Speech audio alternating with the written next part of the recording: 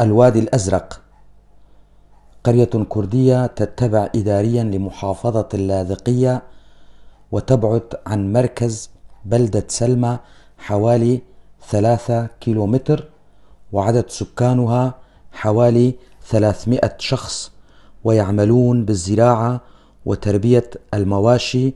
والقرية عائدة لعائلة فاتو.